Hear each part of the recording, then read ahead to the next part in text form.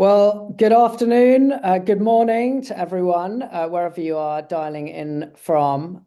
Welcome to what is, I think, the fourth in our series of Wednesday webinars, where every week we spend an hour to talk about something, whether it's a feature or a way of using ChatGPT to provide you with something useful you can take back into your own use of ChatGPT and AI tools. We also spend a bit of time talking about some recent AI news, and there's plenty for us to talk about this week. And then we have the opportunity for you to ask any questions, anything that's top of mind. How do I do this? How do I do that? So keep that in mind as we go through. As with any Zoom webinar, you've got the ability to hit the Q&A tab and ask a question there. You can also raise a hand as well, and then we could invite you in to be able to speak. My wonderful colleague Caitlin will be keeping an eye on that. So just keep chatting away if there's any questions, and hopefully I'll get alerted to come and talk to you. So with that in mind, today we are going to be talking about prompt engineering as our main topic. Engineering is a strong word. I'll come on to that in a moment, but prompt writing would be maybe a better way of saying that. We'll then have 15 minutes or so to talk about AI in the news. There has been a ton of new releases and updates in the last 7 days, so there is a lot for us to get through there. And then, as I say, live Q&A. I've got a couple of questions that have come up from clients this week, so I'll kick that off if you're feeling a little camera or Q&A shy. So today, prompt engineering, prompt writing. How is it that we can get the best results out of the AI tools that we are using? How do we communicate what we want to the machines? When I was putting this together, I was reminded of this tweet that I saw, which I had to do a good little bit of search. It was actually 3 years ago, well, a bit more than 3 years ago, by Paul Graham. He was one of the founders of Y Combinator. You may have come across a great sort of startup factory in Silicon Valley. And in this tweet, he says, a company asked me why it was so hard to hire a good writer. I told them that it was because good writing is an illusion. What people call good writing is actually good thinking. And of course, good thinkers are rare. Now, this predates ChatGPT. For those of you AI historians, you'll know that ChatGPT came out in November 2022. So when Paul's writing this, he's not thinking about ChatGPT. He's just talking about writing in business. But his point translates perfectly into AI, that writing good prompts is a result of good thinking about prompts. And of course, good thinkers are rare. When I was growing up, my parents always used to say, Charlie, think before you speak. And that's very good advice for a small child. But you can copy that now into your prompting.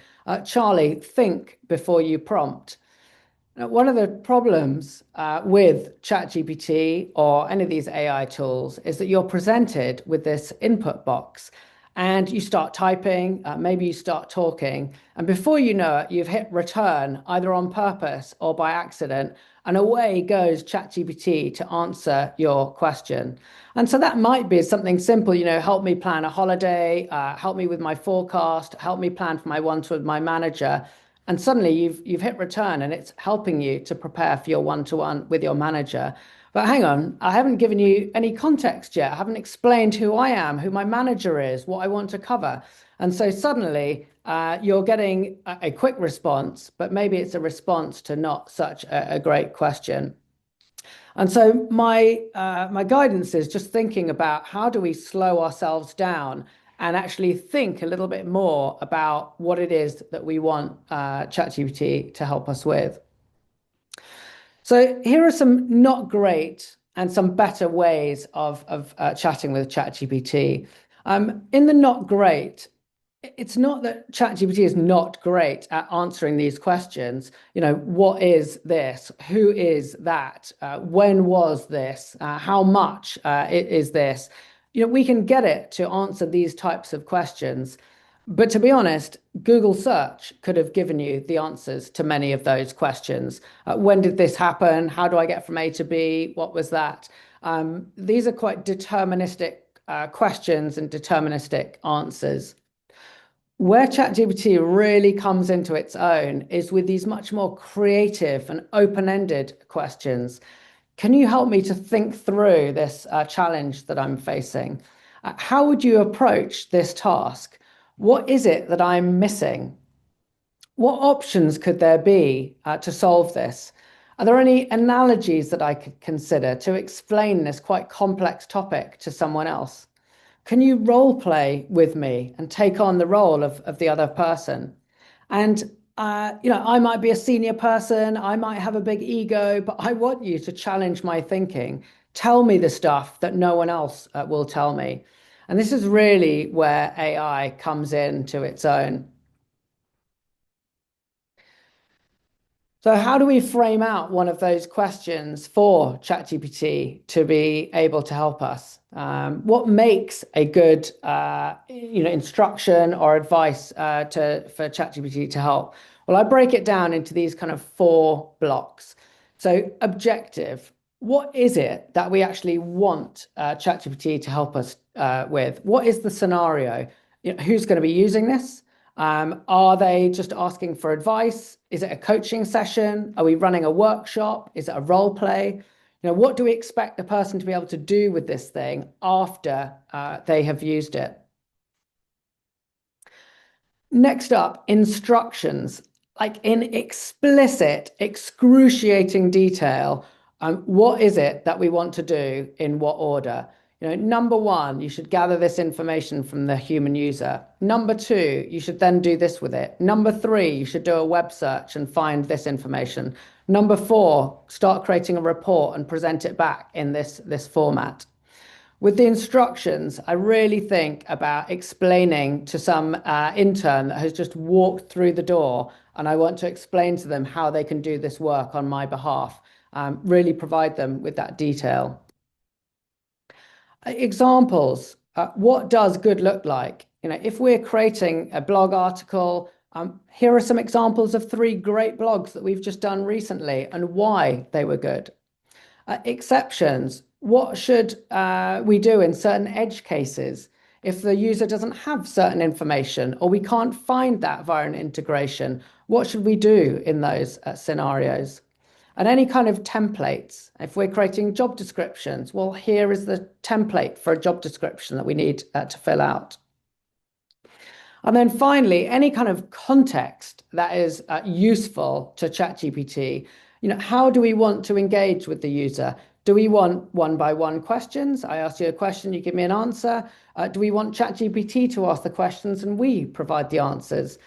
A style guide. Do we want bullet points? Do we want emojis? Have we got a certain industry terminology we want to use? And any kind of background information that would help ChatGPT in order to be able to do this. So there's a lot of stuff here, and you think, right, well, am I supposed to be typing all of that into ChatGPT, into that input box, and make sure that I don't hit the return key? Well, for me, for any type of prompt where it's any more than just a very simple question, I'm often starting in a Google Doc, or if you're in the Microsoft ecosystem, starting in a Word document. And I'm writing a lot of this stuff down so that I can think through it well before I get anywhere near ChatGPT.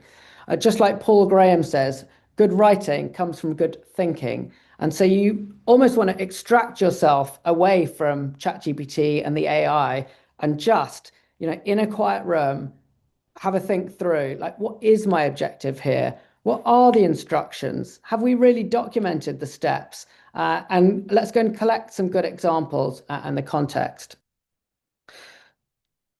And as we write that document out, we want to pass the intern test. Having written that Google Doc, and I'm going to show you an example of this in a moment, If I gave that Google Doc to an intern that had literally just walked through the doors of our building, and I said, can you go and write a job description for me? Could they follow those instructions and give me a really high quality job description that follows our corporate standards, branding, language, and so on? If a human intern couldn't do it, ChatGPT is not going to be able to do it either. So we go back to the beginning and we start again. So let me just nip out of my screen here, and I'll just show you some examples of what I'm talking about here. I'm going to share this document with you afterwards, so you have got this to use as a template. Now, this includes a lot of different sections that you could put into a prompt. I am not suggesting that every prompt you write is going to have every one of these sections, but it gives you a kind of steer as to what you might want to include. So setting it up front, objective, your goal is, this is what people are going to be able to do after they have used this prompt.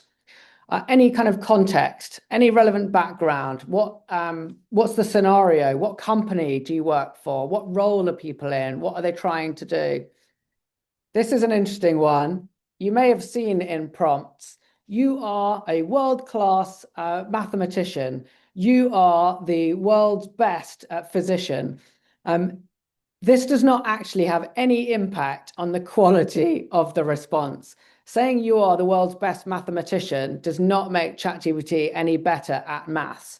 However, where this does help is more for you as the human, that you almost sort of set the scene. You are a marketing leader. You are a fantastic marketing executive.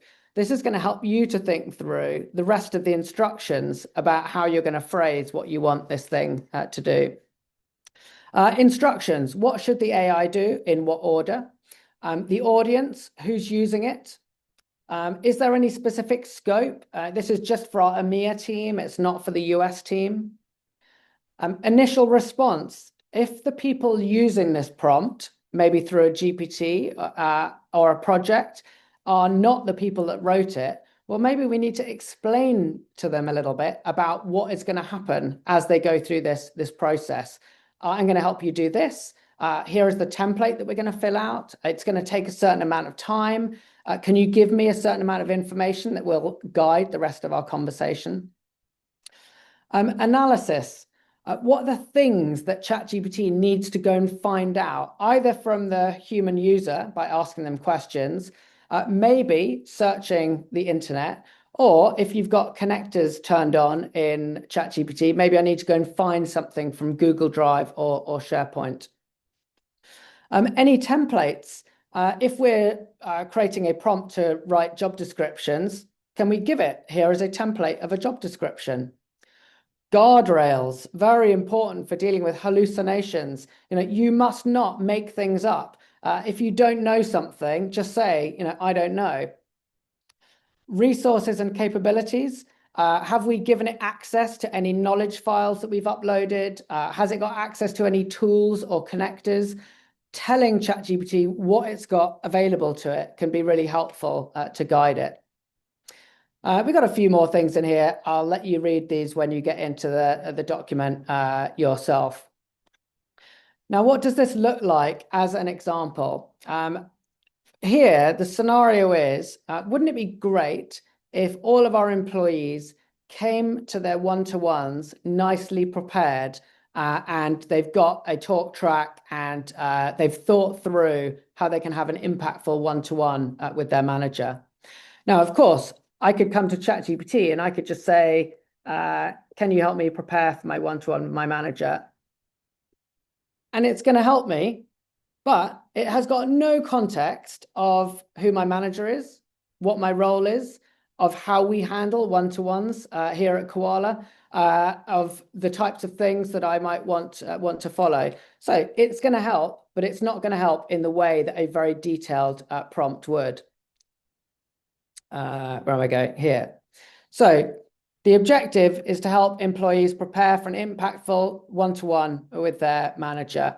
While a shareable agenda may be produced, the primary outcome is clarity, confidence, and a strong sense of direction for the individual. So we're setting up the objective, we're setting up what the purpose of this is. Initial response, like I said, the people using this, who might be my direct reports, might not know how to use this prompt. So we're going to explain. Thanks for reaching out. This is your meeting, not your manager's. We're going to work through a structured process. You can expect to spend 15 to 20 minutes on it. Okay, so I'm going to sit down. I'm going to get some room, get a room to spend some time. Let's begin. What's the context for your upcoming one-to-one? Anything on your mind already? Recent wins, blockers, and so on. Then we get into the analysis. And here, what we've said in the prompt is this is what you need to get. You need to figure out the context. You need to figure out from the human user any wins, blockers, or updates. You need to encourage exploration to find these types of things out from the human user. If the user offers only surface level input, vague stuff, you need to probe a little bit more with some of the principles from Radical Candor, which is a great book on management and coaching. So here are some questions that you might choose to ask. Support some idea development, continue probing, and so on. Then we get to the document template. Okay, well, in our company, this is what a meeting agenda should look like. And a direct report should share the agenda with their manager before the meeting. Hi, manager's name. Here are the topics I'd like to cover. This is what the document template looks like, and ChatGPT can fill that out. Excellent. Some examples. This is what a good exchange looks like. That's all lovely. Some exceptions. If the user seems unsure, provide a bit more probing. If they mention anything challenging or emotionally charged, try and role play it. Don't share anything that you shouldn't. If the user is short on time, tell them they can come back to the chat before, but ask them to come back for some deeper coaching. User engagement, how should it interact? Avoid jumping to advice. Instead, it's helping to tease it out from the user themselves. Okay, so loads of stuff in the prompt there. I can see a couple of chats here. I've got a question. Let me go to the Q&A. When you say guardrails, what is the specific check that tells you the answer is wrong rather than just well phrased?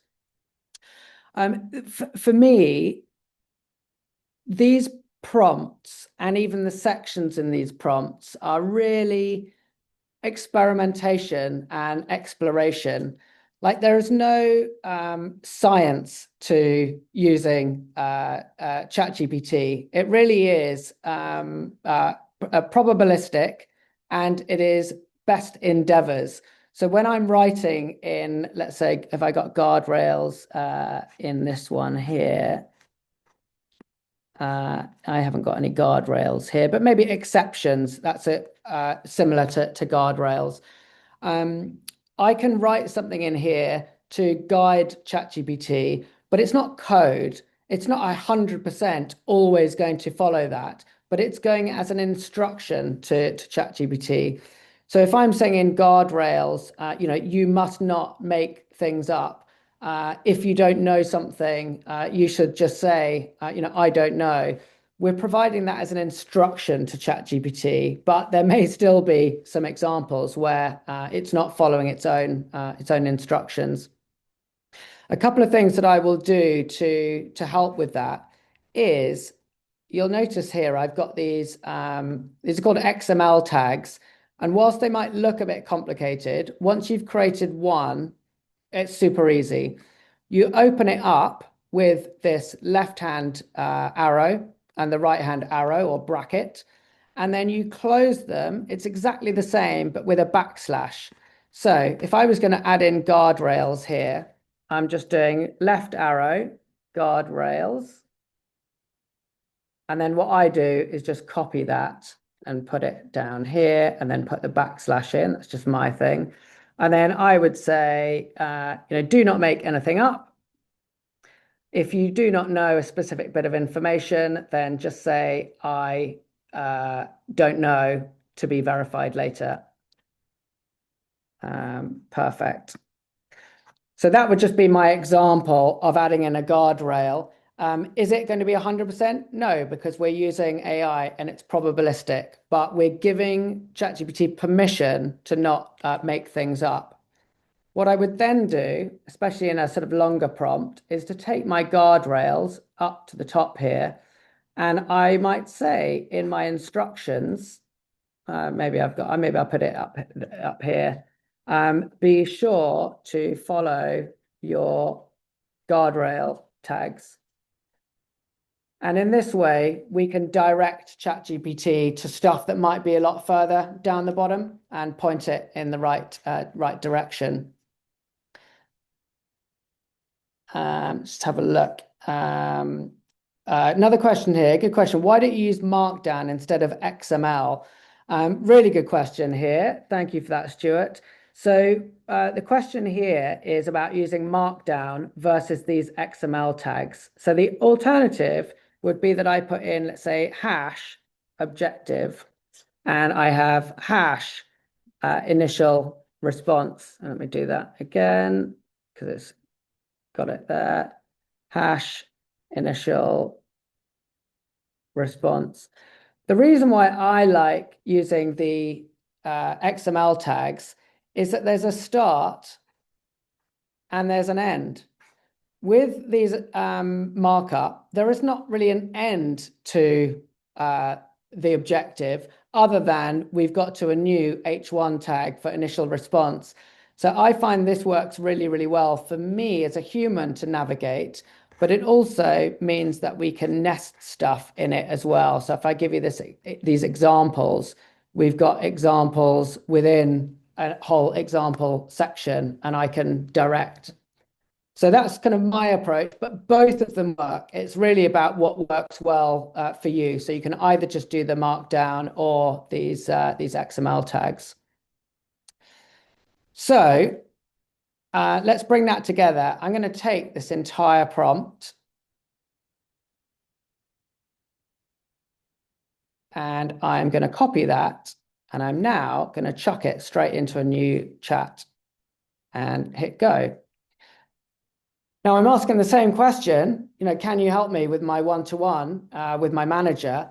But instead, thanks for sharing your objective. Let's begin where your template suggests. To get the most value from this, we're going to anchor it in your situation. So what's the context for upcoming one-to-one? When's it happening? How often do you meet? And so it's really going to guide me through that prompt itself.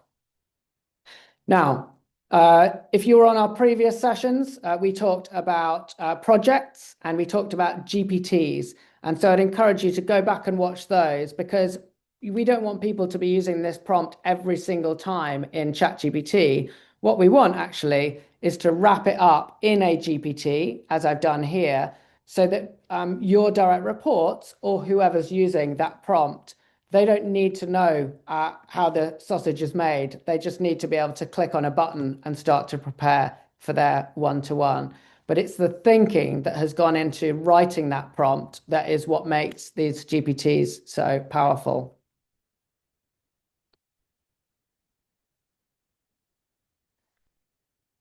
So wrapping up on prompt writing, these are three great books. I'm not quite sure why business communication books need so much swearing in the titles, but these are three of the best books on business communication. And if you're going to read one of them, start on the left with Smart Brevity. I talk about it quite a bit. These books are about business communication, writing emails, blog posts, newsletters, investor updates. But this skill is absolutely transferable to writing prompts. You're just communicating with the AI rather than communicating with humans. So if you upgrade your communication skills generally, you're going to find you're writing way better prompts. So that is our prompt writing. I'm just going to pause and just double check. I think there may have been another question there. I'll just double check. Yes, if I'm guiding the model through my prompt and its responses are probabilistic and conditioned on my input, How can it genuinely challenge my thinking rather than just mirror it back in a polished form? Uh, Really good question. Like, how can we give ChatGPT the skills to coach us and give us the right guidance?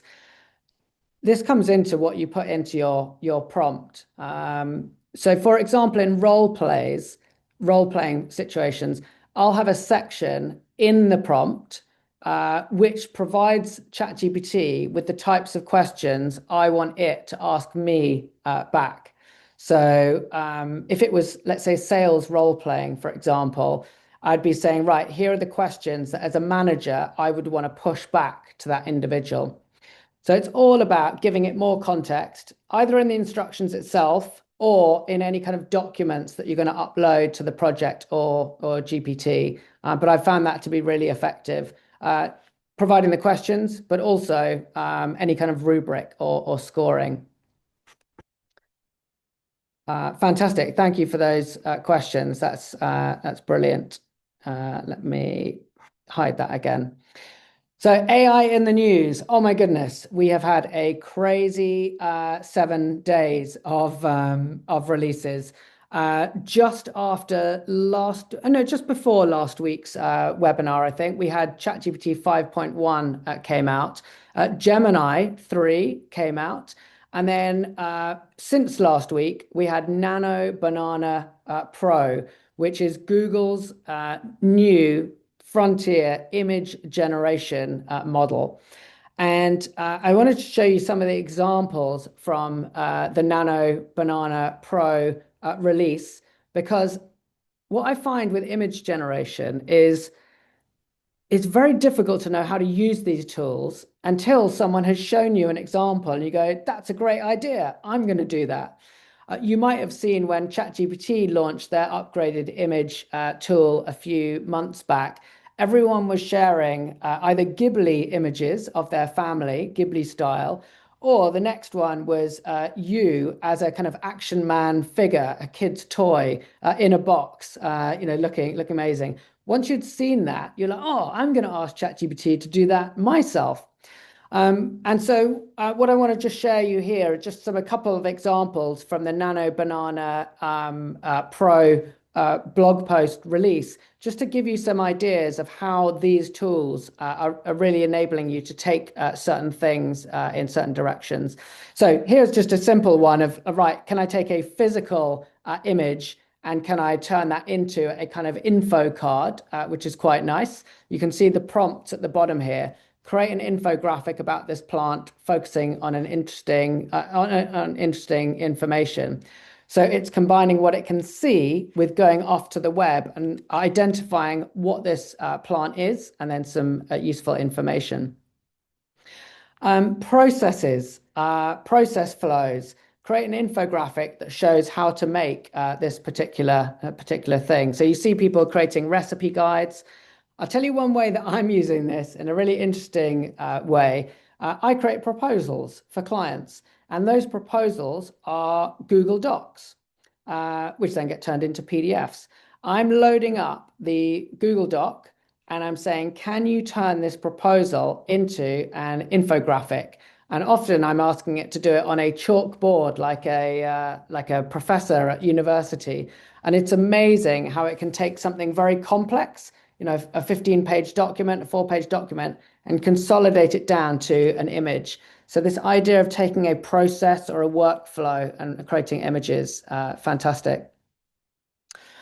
This one I loved because I would never have thought of this, but the moment I'd seen it, I was like, oh, I'm going to do this in slightly different ways.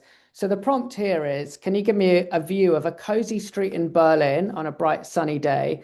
And the buildings should spell out Berlin colored in red, white, blue, and black. The houses still look like houses, and the resemblance to the letters is subtle. You look at this and you go, that could absolutely be a real place. I could imagine that. And then suddenly you think, oh, we're organizing an event in London next week. Wouldn't it be great if we've got some skyscrapers that spell out London across the skyline or something like that? Just gives you these ideas that you might start pushing into different directions. Language. This is a really good one. How can we use image generators to take something and to turn it into different languages? And also this concept of understanding 3 dimensions and being able to turn a can around. So translate all of the English text on the 3 yellow and blue cans into Korean whilst keeping everything else at the same. There's so much understanding that is going on in this. Like I'm understanding a can, I'm understanding 3D, I'm understanding the words that wrap around that can.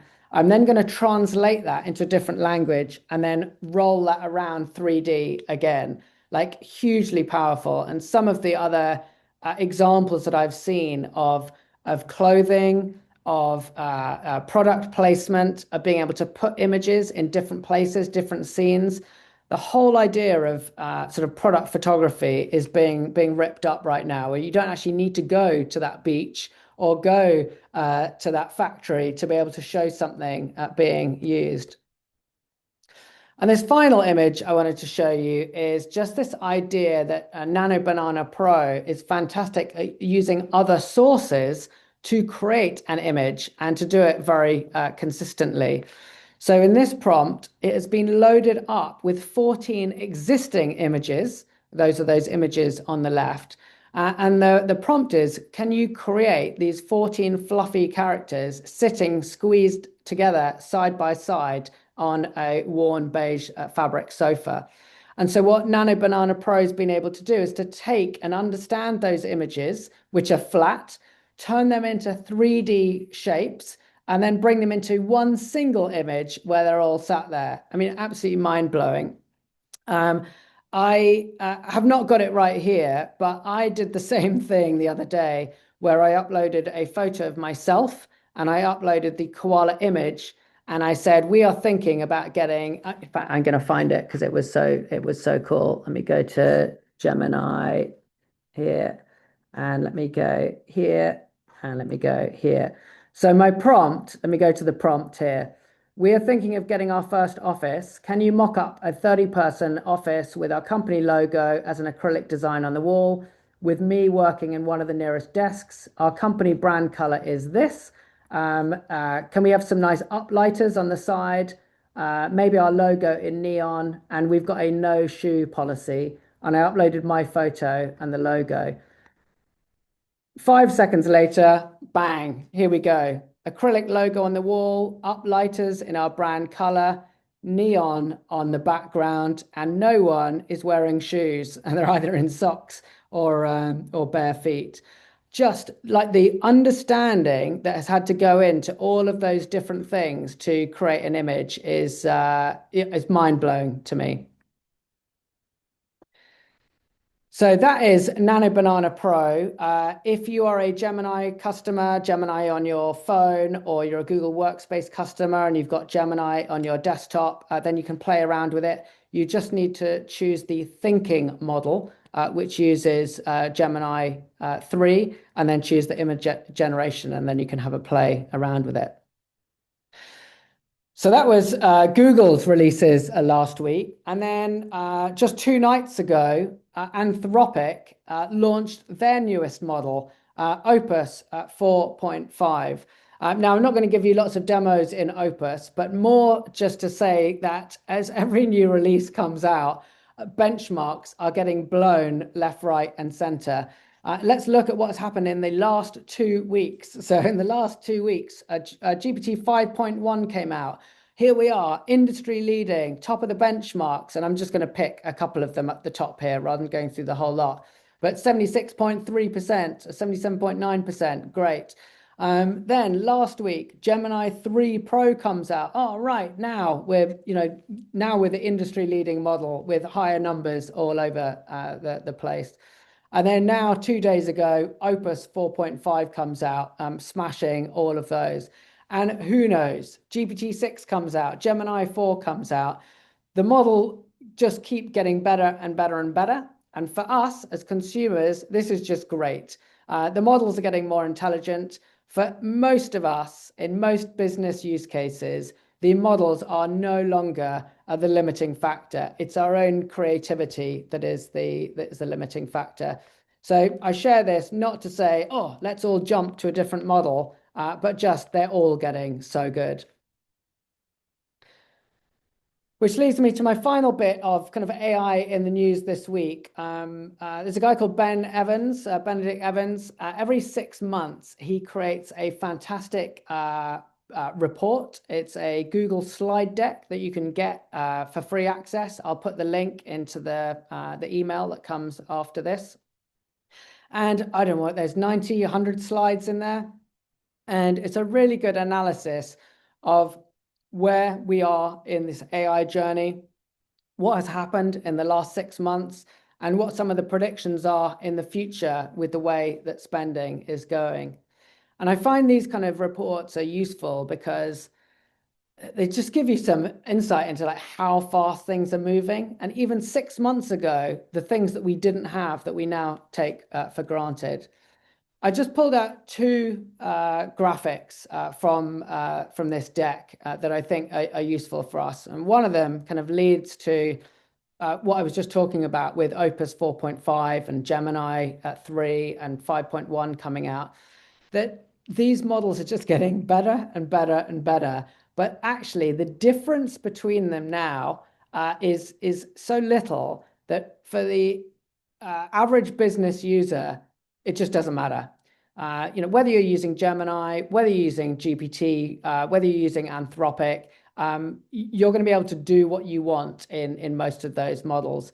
They just continue to progress and get better and better, but they are pretty much converged. Then this was another interesting slide. I see different versions of this depending on where people are getting their data from, whether it's through research, whether it's through web traffic, but it is, which are the most popular tools, what is being used. And ChatGPT is always up at the front at the moment. You can see that in the orange red bar here. ChatGPT is leading. But Gemini is catching rapidly, depending on which country you're in and whether it's business use case or not. The point of this slide is the power of distribution.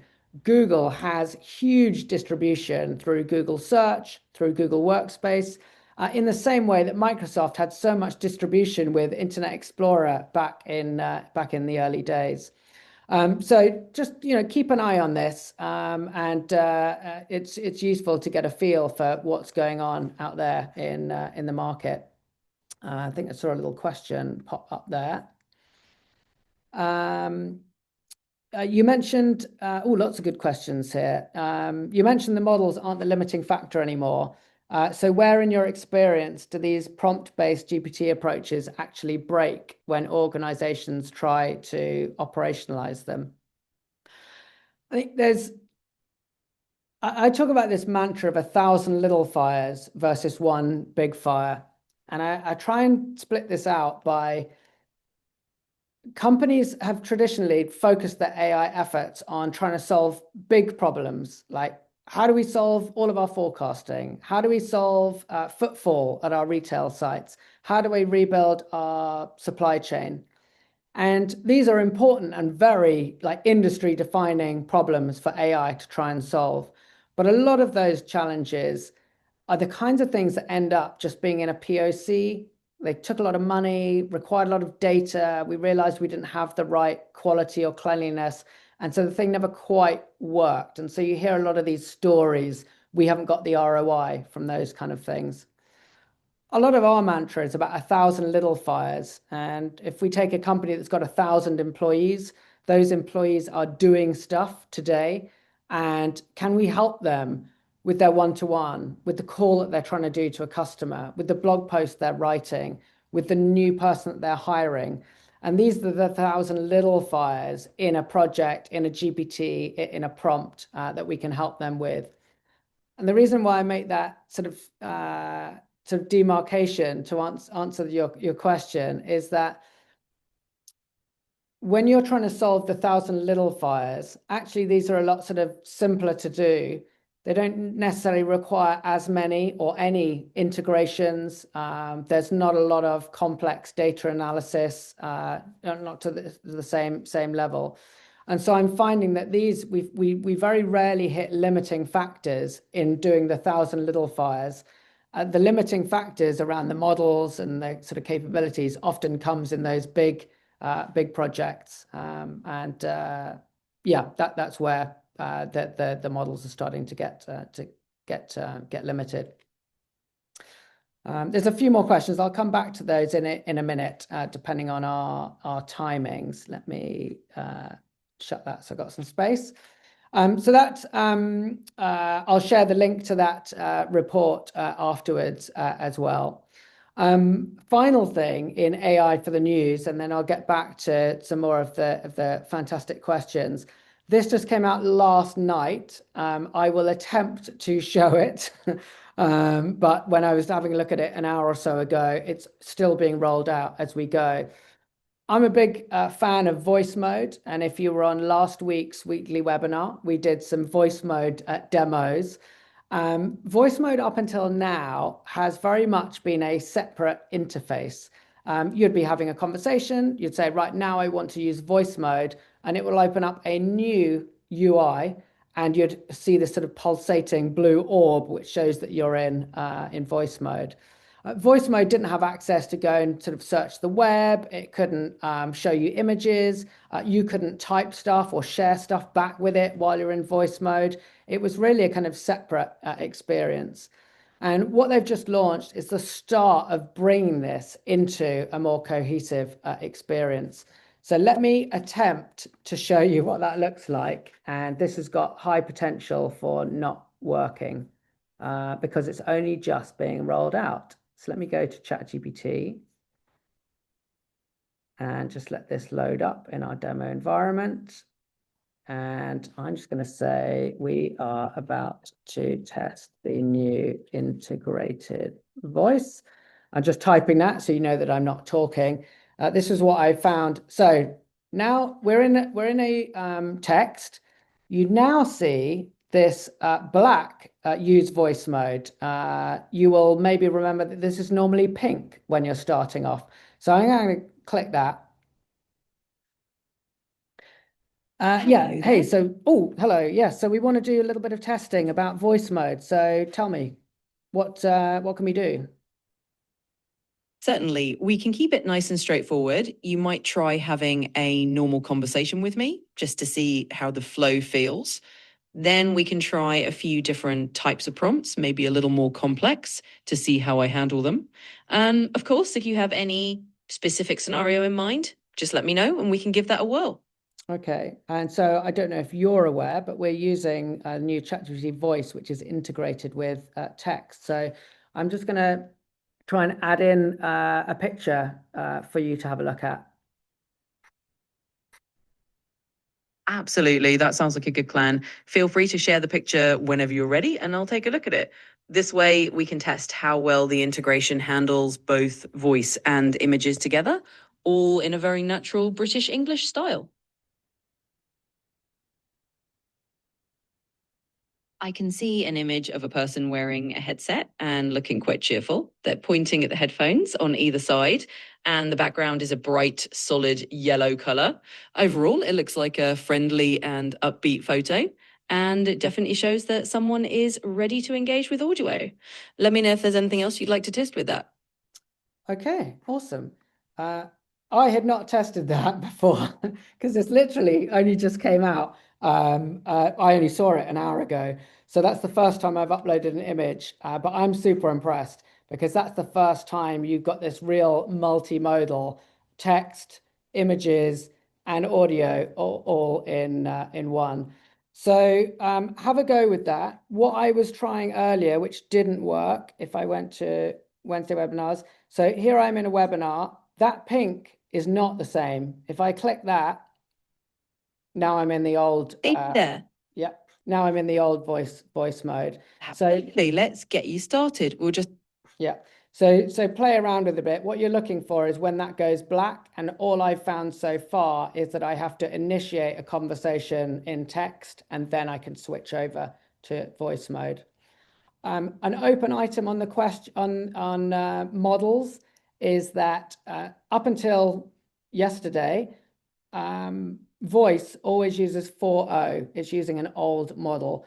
I've not yet got information as to whether this new integrated voice uses 5.1 or it's still using the old model. But I'll update in next week's webinar if that is the case. So, I mean, a lot of stuff in the news this week, which is fantastic. So we've had a look at Nano Banana Pro from Google. We've had a quick look at the benchmarks, Opus 4.5 from Anthropic, which is the most powerful model that is out there at the moment. We've had a look at the new voice that has come out, and then the Ben Evans deck that I'll share with you afterwards.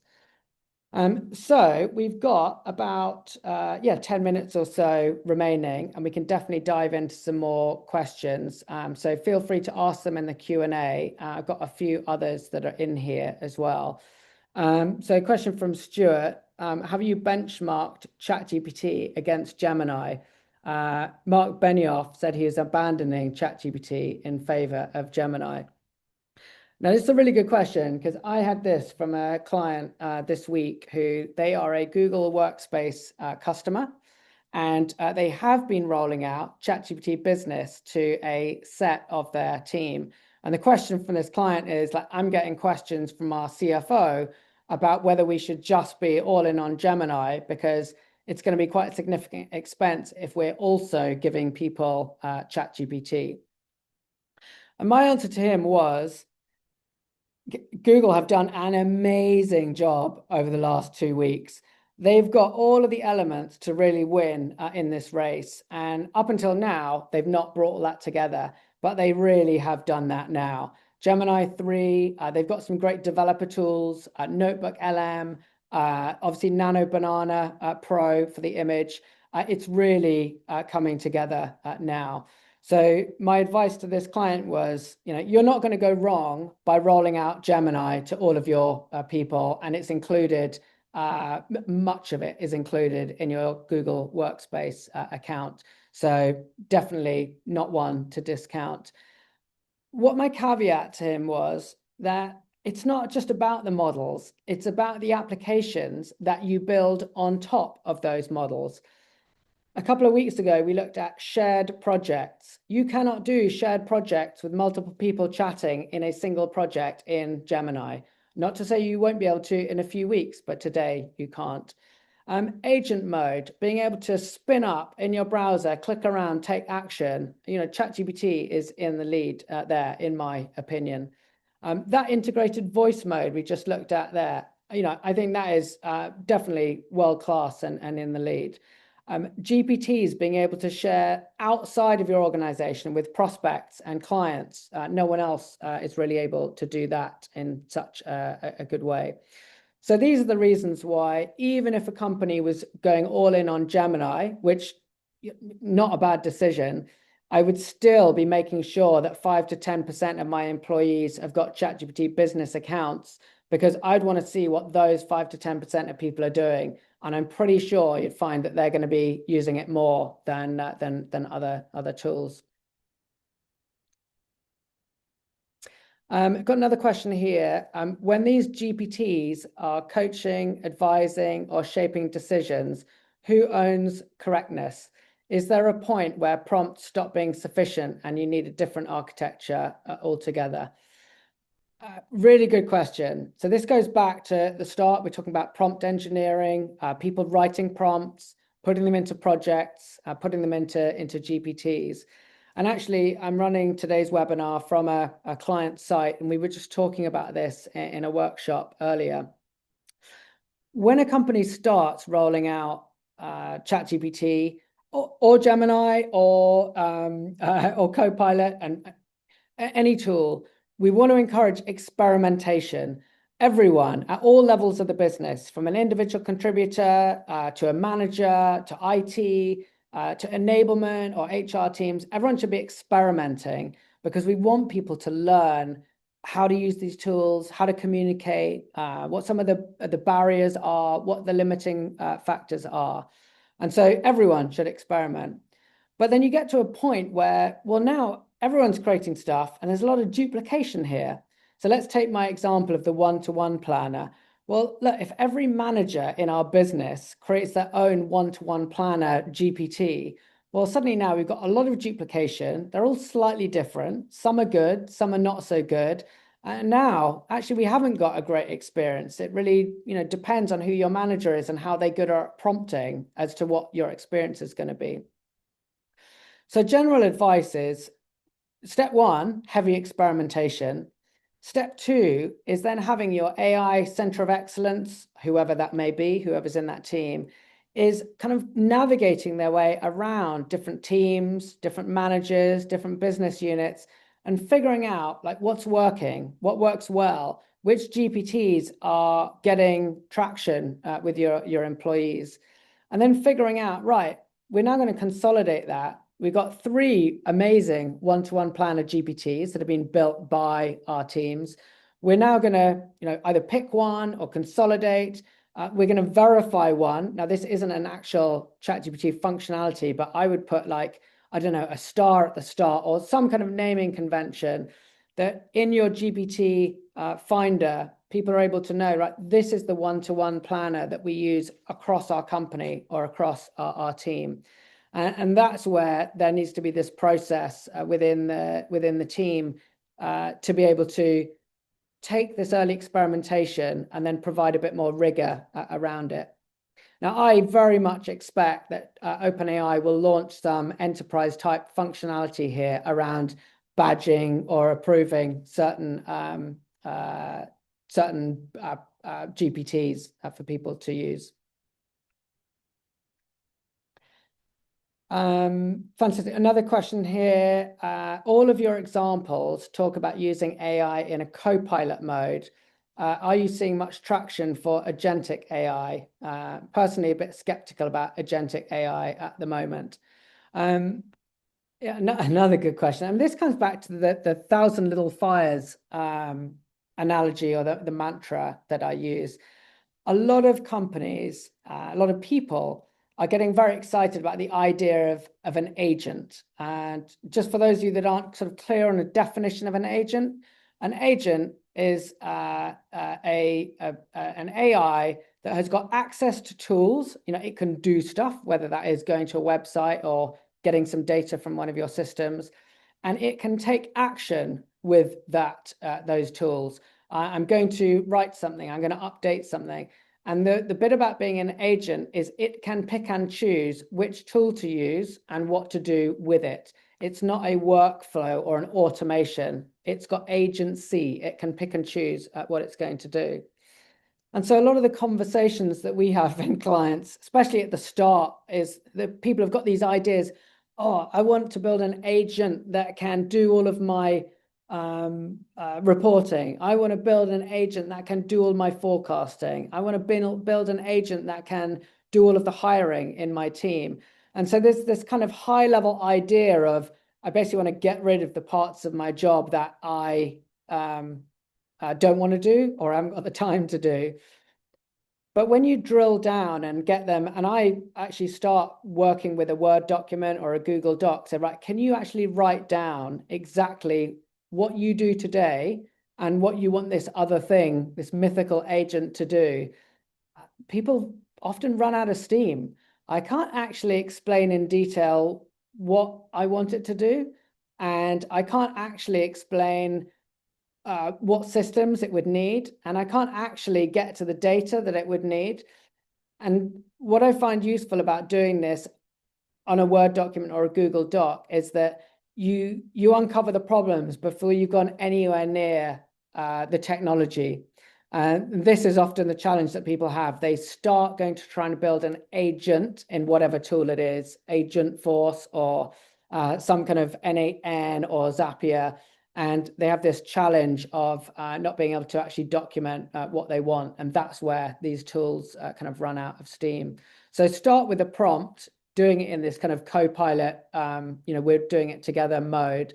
And then once you've got it working, then you've got a chance of going to IT and building something more agentic. Another question here about that sort of the approved GPT side.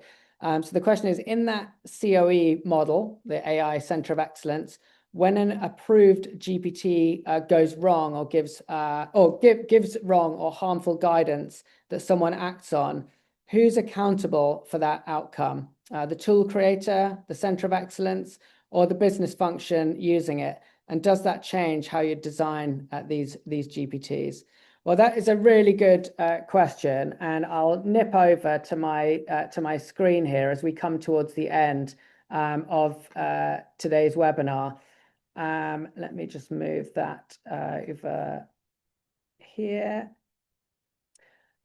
I always want to call out ChatGPT, any of these AI models are super impressive. And as the models get better and better, they are cleverer and cleverer. But they are just a tool like Excel, a tool like Word, and they have to be used like a tool. So I always highlight at the bottom here, if you can see on my screen, ChatGPT can make mistakes, and it'll say the same thing in Gemini, the same thing in Copilot. These things can make mistakes. When we're writing a GPT, when we're writing a prompt, we are doing best endeavors and we are instructing and guiding that tool as best we can. But as AI leaders, as managers, as coaches, we must reinforce to all of our teams that this is a tool and you have to use your human sort of knowledge and verification about how you're going to interpret what comes out of this input box. We're all on this journey together. Who's responsible? For me, if I was going to answer that question, who's responsible? It's the person using the GPT. If you use a one-to-one planner GPT and it says you should say this to your boss and you think that is incorrect, but you say it anyway, that's on you. The GPT is a tool. It's been created by someone else. It's using best endeavors. It's probabilistic. But as a human, it is up to you what you say to another person, what you send to another person, and that would be my general guidance. So we have covered a lot of ground today. Thank you so much for all of your questions. I really appreciate it because it makes this whole thing so much more sort of engaging and interactive for everyone. Let me just share my screen once more. In literally 1 hour from now, this recording will go live on the past sessions archive on the website. So koala.com, resources, look for the Wednesday webinars, scroll down, and you'll see the past sessions. So you can catch up on GPTs, shared projects, voices from last week, and in an hour from now, you'll be able to see this recording. So if you found it useful, share it with other people in your organization, get them to register for next week's webinar.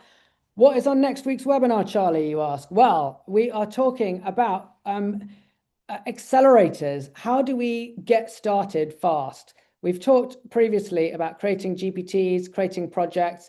Well, wouldn't it be great if we had 50 or so ready to go GPTs that we could just drop into our workspace and customize? And so I'm going to show you some of those accelerators and give you access to them so that you can get off to the races much faster. I will see you this time next week, 3 p.m. if you're in the UK, 10 a.m. Eastern Standard Time, or your own choice of time zone. And you can just click on the QR code to register. With that, thank you very much, and I will chat to you all next week.